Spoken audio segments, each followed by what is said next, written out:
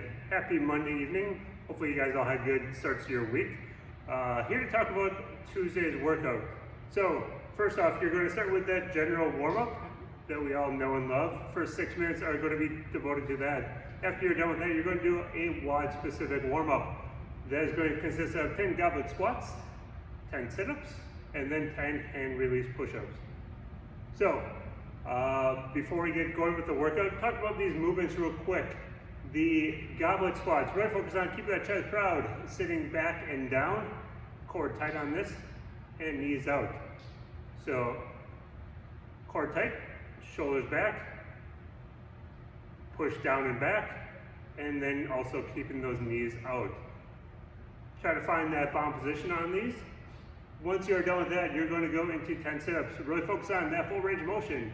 For those of you who like to skimp on this, we want to touch that ground above our head and then come up and touch all the way to those toes. Try to get those shoulders in front of those hips. Again, touch the ground above our head, come up, touch our toes, getting those shoulders in front of those hips. Once we're done with that, we go into the hand release push-up. For these, keep that core tight, shoulders back. I think you're finding a theme to this. Nice straight line from shoulders, hips, and ankles. If you were to have a PVC at home, you'd be able to touch all three. Try not to have a rounding in the back on this, and then lower yourself down to the ground. Let those hands off, and then keeping that core tight, you're going to press up, keeping a nice straight plane from shoulders, hips, to ankles on this again. If this is not an option for you, I'm going to recommend, let's scale this back to a elevated push-up. Don't let go of whatever you're holding onto though, then you're probably going to do a face plant. So, if you're doing an elevated push-up, whether that be a stairs or anything like that, couch, a wall, lower yourself down and then press yourself up from that. So that would be a scaling option for you as well. Try not to let yourself do a face plant on this. Pretty crucial. All right.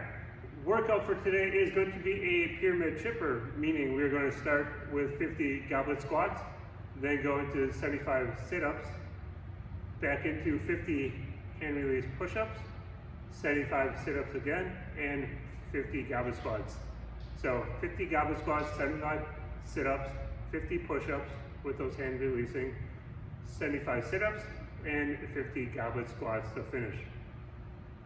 The strength portion for tonight is going to be on the minute for 10 total rounds, so 10 minutes of this.